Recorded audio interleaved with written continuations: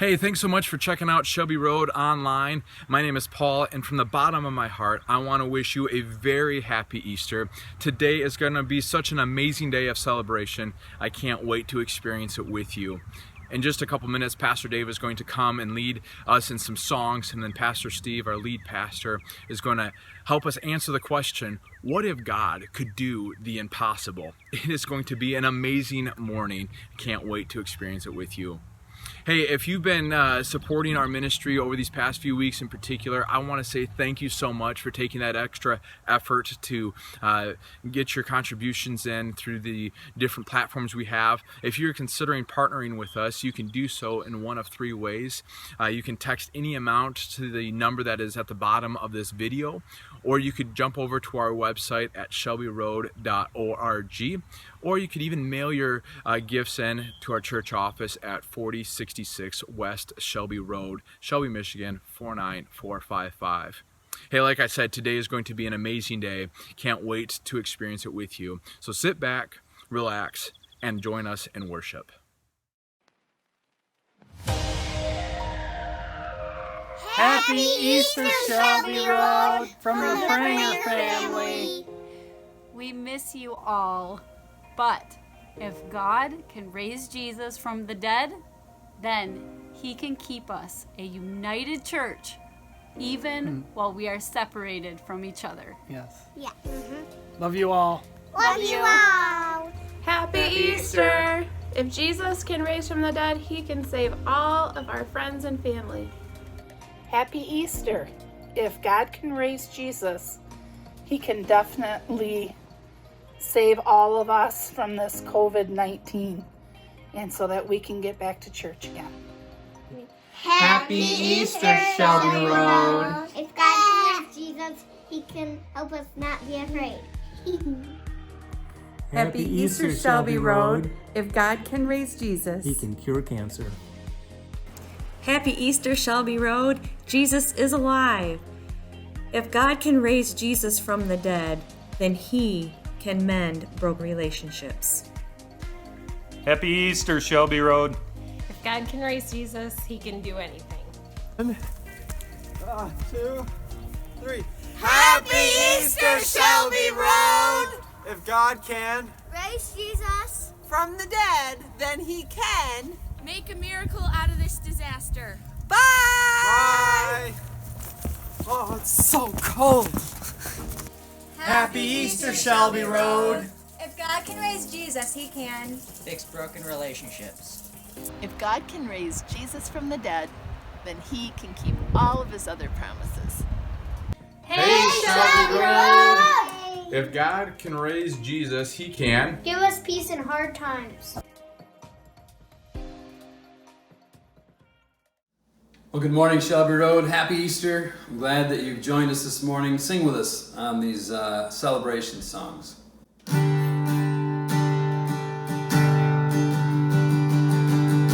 God sent His Son. They called Him Jesus. He came to love, heal, and forgive. He bled and died to find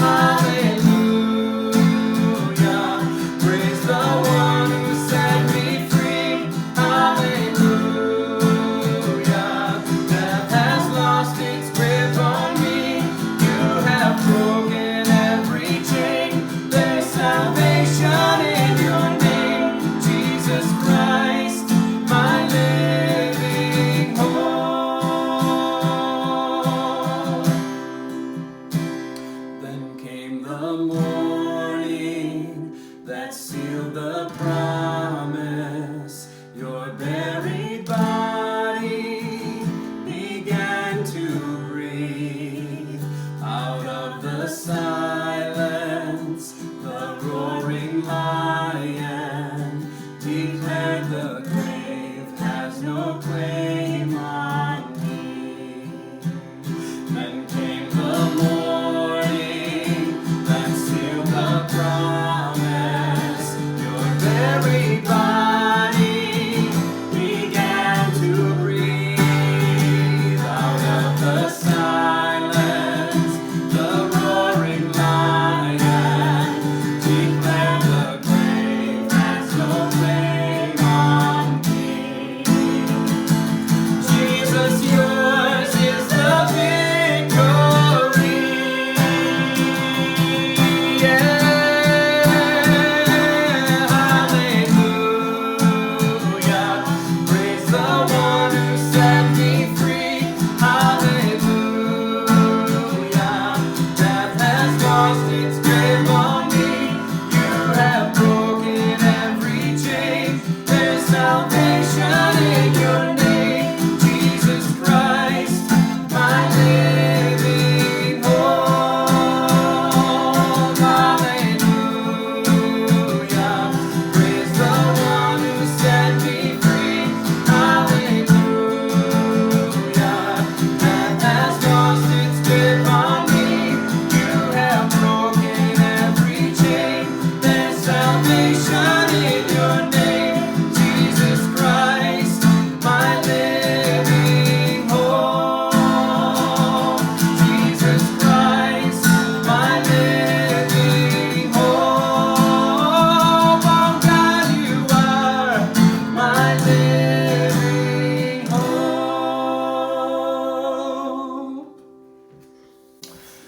I feel like that song is kind of the whole story of salvation.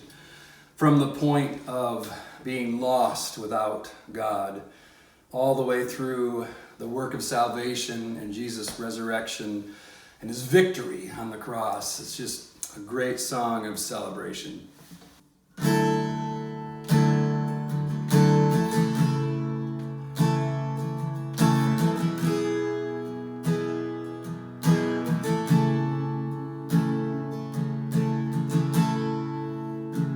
I cast my mind on Calvary, where Jesus bled and died for me.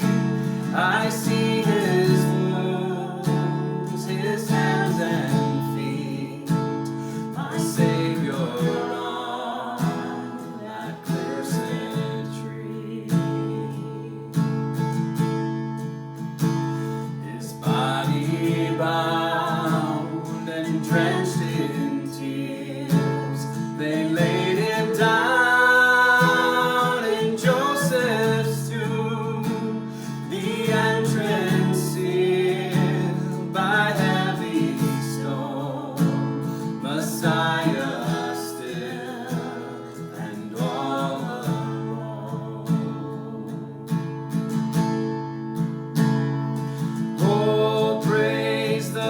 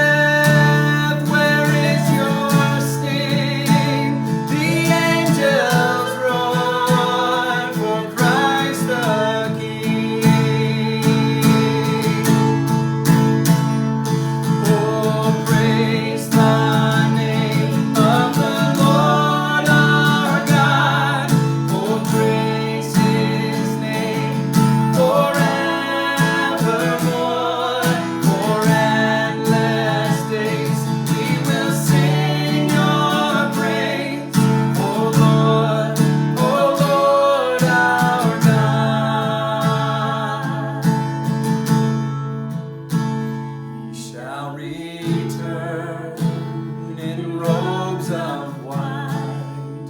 The blazing sun shall pierce the night, and I will rise among the saints, my gaze transfixed on Jesus' face.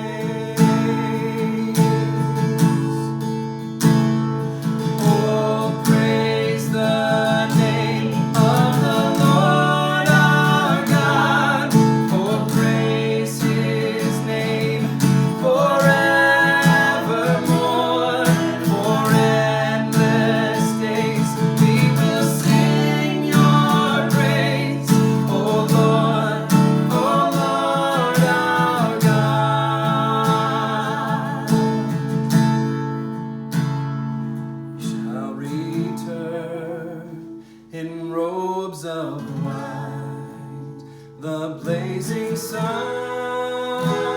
shall pierce the night, and I will rise among the saints, my gaze transfixed on Jesus' face.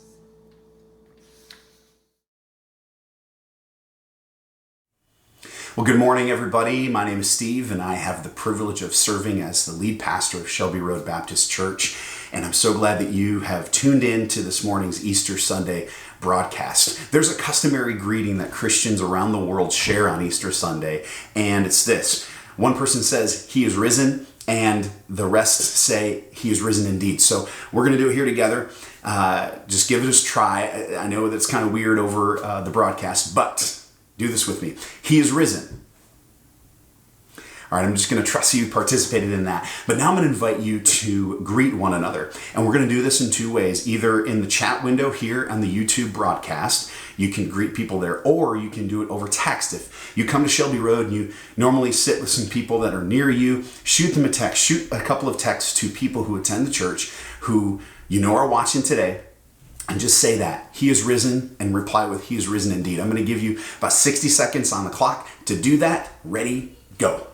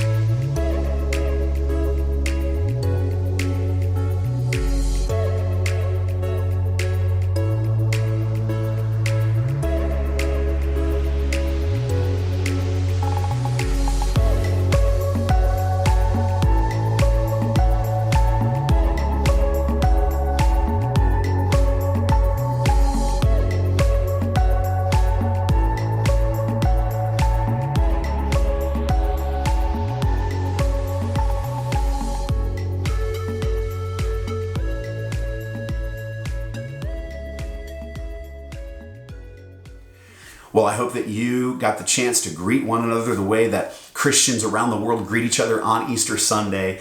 We're just usually doing this in person, and this time we have to do it a bit differently because of the situation that we're in.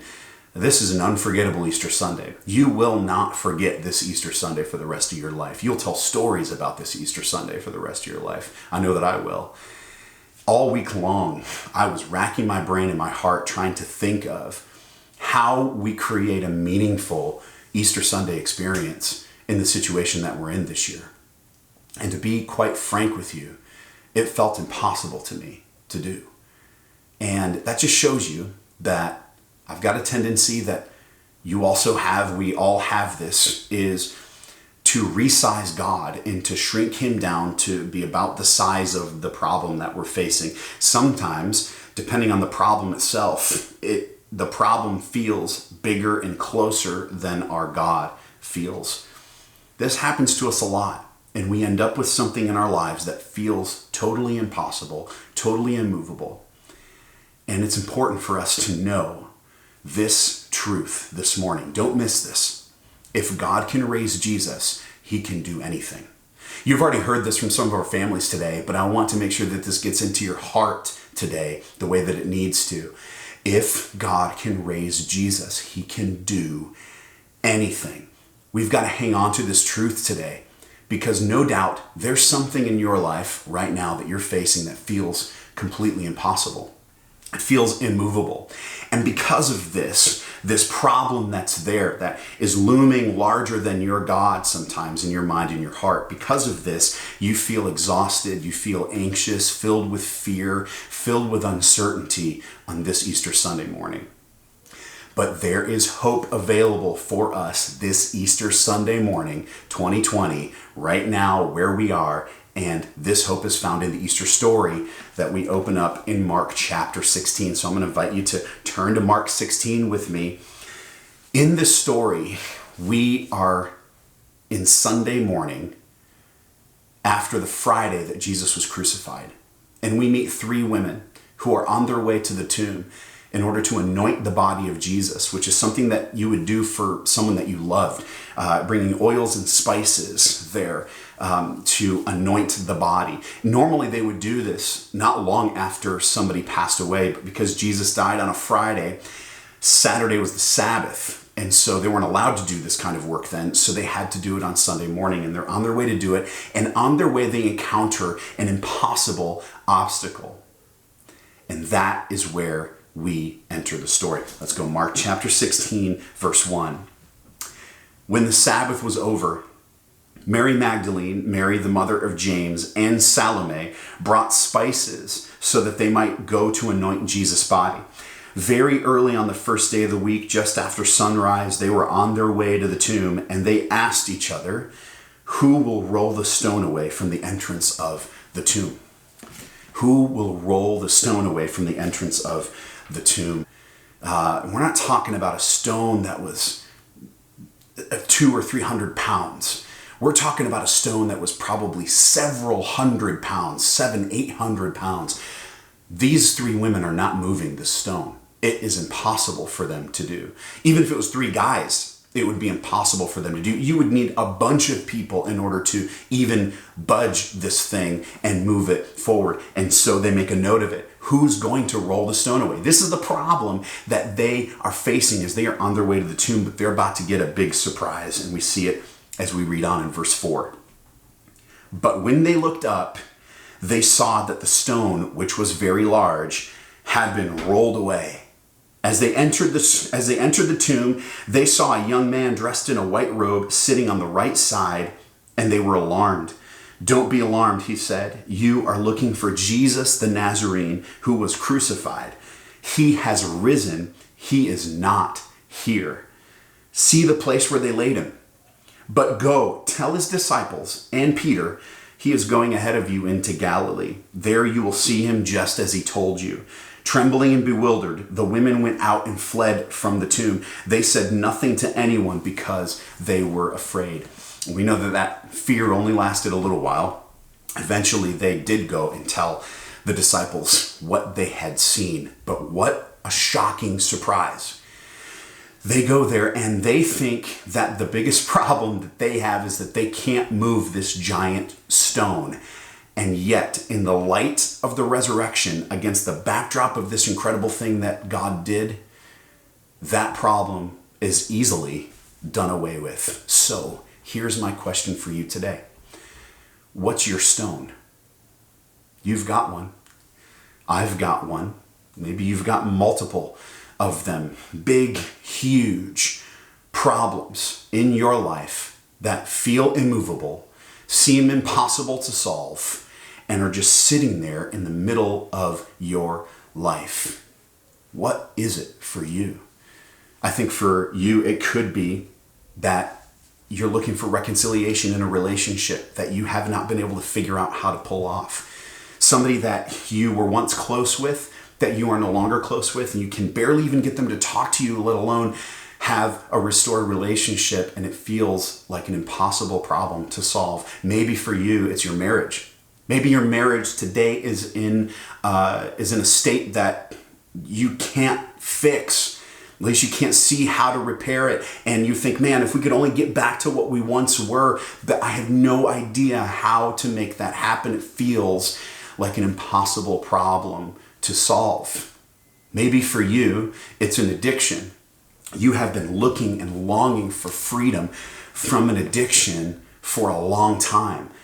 Could be a lot of different things. Could be a substance, could be pornography. Whatever it is, you find yourself consistently falling back into that pit on a regular basis, and everything you try to solve that problem fails. And it feels like an impossible thing to move out of your life. Maybe for you, it's a financial situation. You have been looking for financial freedom for a long time, but there is a mountain of debt in your life, and it casts a looming shadow over everything else. And you are sitting there in the middle of your living room looking at your financial situation and thinking, this feels impossible. I don't know how this problem gets solved. Maybe for you, it's a physical situation and you need healing, and you're looking at this and saying, man, I don't know how this gets better. I don't know if it can. Maybe for you, it's the fact that you are Christian and you've got members of your family that don't yet follow Jesus. And some of them, maybe it's a father, maybe it's a child, maybe it's a brother, sister, that they have a hard heart. And you think to yourself, man, no matter how much I pray, I have no idea how God can melt the hard heart of my family member. This feels utterly impossible. I don't know what your stone is today, but I know that you've got one. There's a several 100-pound stone sitting in the middle of your life, and you have no idea what to do with it. And because we tend to resize God, the problem that you are currently facing feels bigger and closer than God is. But there's a phrase in this story that we need to start changing our minds with, and it's this. It's in verse 4. But when they looked up, they saw that the stone, which was very large, had been rolled away. But when they looked up, I think that's crucial that that is included in the story, because a spiritual shift in our lives so frequently begins with a perspective shift. We need to look up. Your problem feels impossible because it's all you can see. Your problem feels impossible because it's the only thing you're looking at. And so your God feels small in comparison because your focus has been on the impossible scenario in front of you. You need to look up. You need to look up. And when you do, you're going to see what the three women saw there. An empty tomb. An empty tomb. When you look up, you will see your God for who he really is and what he has actually accomplished, because the tomb was empty. And because the tomb was empty, we know that God can do anything.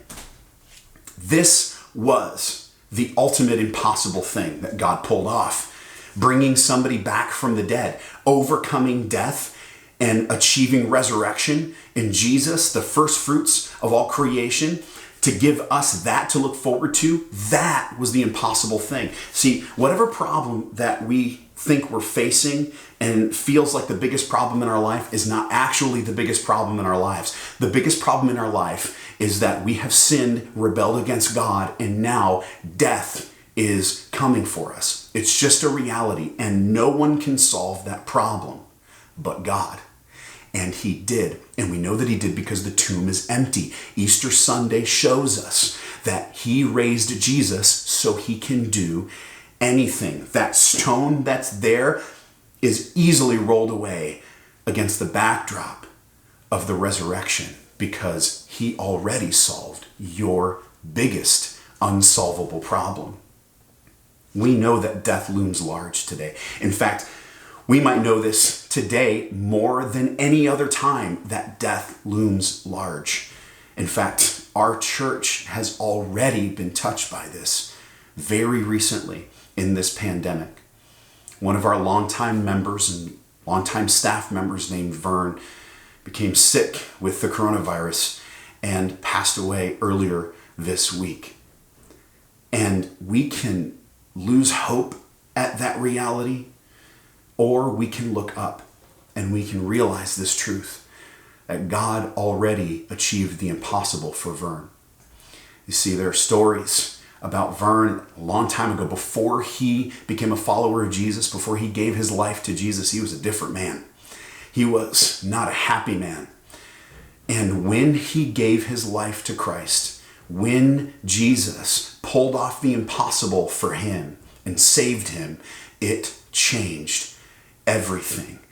He melted that heart of stone. And now, today, when the shadow of death came for him, it lost its sting. It only resulted in a glorious new beginning and in presence with Christ. This is what God has accomplished for him, and he's accomplished it for you and for me. He's already solved this problem. And if that's the case, there is no stone that he can't roll away. There is no other problem that he cannot solve. He is a waymaker who makes a way when there is no way. When there is no solution, he makes a solution. And we know this about him because the tomb is empty. If we know this, it should change everything. It should change everything. But sometimes it just doesn't. Because we resize God. And we still look at the problem that we're facing and we see it to be about the size of our God. Well, let's make God larger than the problems that we face this morning in the light of the resurrection. Jesus is alive. And because he's alive, it should change how we think and it should change how we act. So I've got a few things here. 4 things actually that I want to give to you. You should write these down, make a note of them. Things that should be different for us because God has done the impossible, because he's a waymaker, because Jesus is alive. So here's the first one. Jesus is alive, so we should pray impossible prayers. Jesus is alive, so we should pray impossible prayers. Your prayer life is the best gauge for the kind of God you actually believe you have. If you want to know the kind of God you actually believe that you have, look at your prayer life. It will tell you. Do you pray impossible prayers? Or do you pray prayers that are about the same size as the problems that you're facing? Or do you ask God to achieve far and above what you could ever ask or imagine? Do you have some prayers on your prayer list that are utterly ridiculous? If somebody else looked at them, they'd be like, man, that is crazy that you're praying that prayer. You should. Is your God small, or is your God the God of Jeremiah 32:27? In Jeremiah 32:27, God says, I am the Lord. Is there anything too hard for me? The answer to that is no. And if that is your God, then you will pray impossible prayers. That's the first one. Here's the second thing that should be different. Jesus is alive, so we should recognize impossible miracles when they happen. And here's what I mean. My life and your life is full of more miracles than we think are there. You might think, well, I don't know that God's ever done anything impossible for me. Yes, he has. And the more that you recognize them, the more that you are going to increase the size of your God over the size of any problems that you face. Let me prove this to you. Did you wake up this morning with breath? The breath of God in your lungs? If you did, then that is a miracle. God has acted in your life and he has done something impossible you couldn't do for yourself. Do you have food on your plate today? Do you have a home that you can shelter in place in and stay safe in? Do you have these things? Do you have medicine that you can take when you get a headache? All of these things, they are movements of God in your life, and we see them as everyday things. But what if we started to recognize the miracles of everyday life? A long time ago in the 1800s, when a child would be diagnosed with diabetes type 1, it was a death sentence.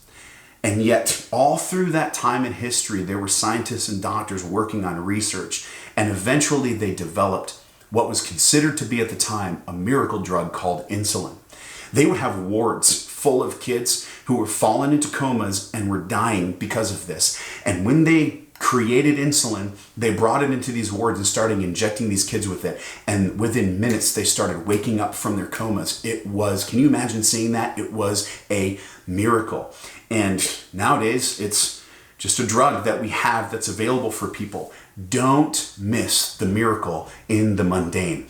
Recognize God's impossible work in your life, and you will start to see him larger than the problems that you face. So that's the second thing. We should recognize the miracles in everyday life as they happen. Here's number 3. Jesus is alive, so we should tell impossible stories. Look at what they say here. This angel that's in the tomb tells them, go and tell the disciples. Go tell the story of what you have just seen, this impossible thing that God has done. But so often fear stops us from telling those stories. We should tell them, proclaim them publicly. You know that God has achieved impossible things for you. Maybe there's a stone in your life that he has rolled away. Maybe you're just telling people about the stone that he rolled away and the way that he made for you to be saved. Whatever it is, tell the impossible story. Don't keep it to yourself. We increase God's glory this way, and you never know how your impossible story might work to unlock somebody else's faith. It might actually happen that way. Jesus is alive, so we should tell impossible stories. Here's the last one. Jesus is alive, so we should follow him to impossible places. Look here at the end, when the angel says, go tell the disciples and Peter, Jesus is going ahead of you into Galilee.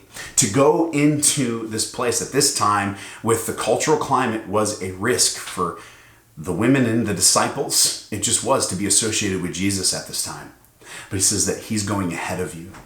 Jesus never calls you somewhere that he isn't already present in. He's already there. And so my question to you today is, where has he called you? Has he called you to serve in church in a particular way? Has he called you to walk across the street and get to know your neighbor and befriend them so that you might tell them about the hope that you have? Is this what he's calling you to do? Has he called you to a seemingly impossible place that's outside of your comfort zone and you have not yet followed him there? Jesus is alive, so we should follow him to impossible places. I think right now of all of our healthcare workers who are on the front lines of this pandemic and are daily walking into impossible places, placing themselves at risk and following Jesus there, because that is where Jesus is. He's on the front lines always, calling us out of our comfort zones in life. Where is he calling you to? Where is he calling you to follow him into an impossible place so that he can do an impossible work? We should be praying impossible prayers. We should be recognizing God's impossible miracles. We should be telling impossible stories, and we should follow him to impossible places because he's alive and he's already accomplished the impossible for you and for me. Let's praise our Waymaker this morning. We're going to close out this broadcast with another song. I invite you to worship. I invite you to sing and to allow the truth of this song to wash over you, recognizing that if Jesus is alive, God can do anything. Absolutely anything. And that should change everything. Let's praise him.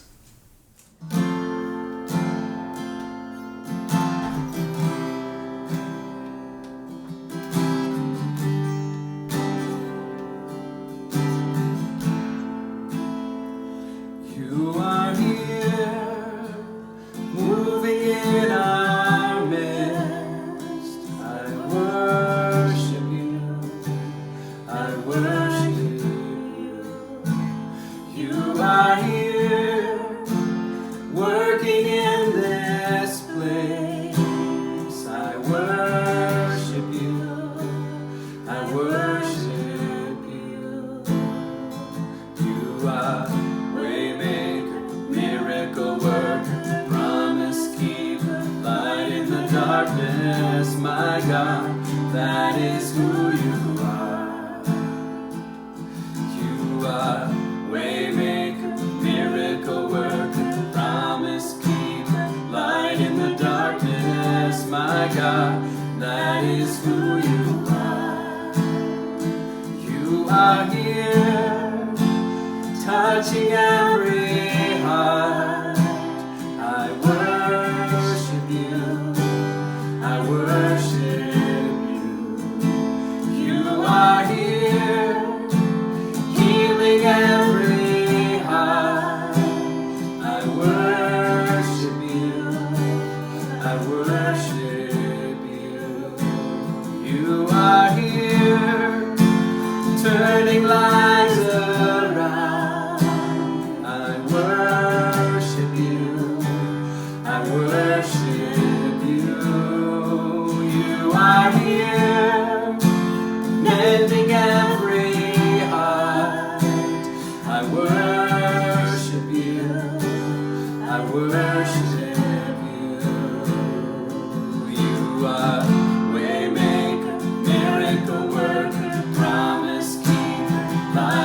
darkness, my God, that is who you are.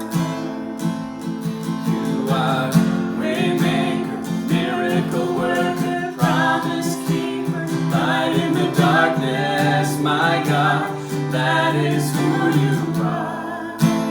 That is who you are. That is who you are.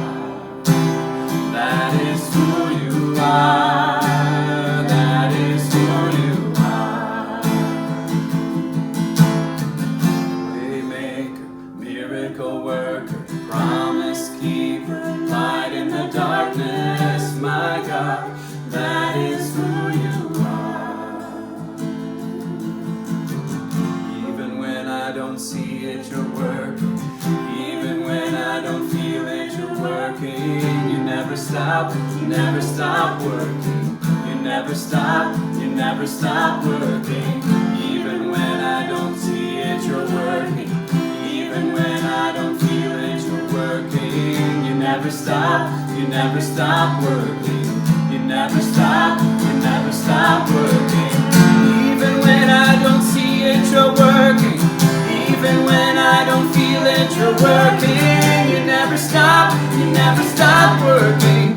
You never stop working. Even when I don't see it, you're working.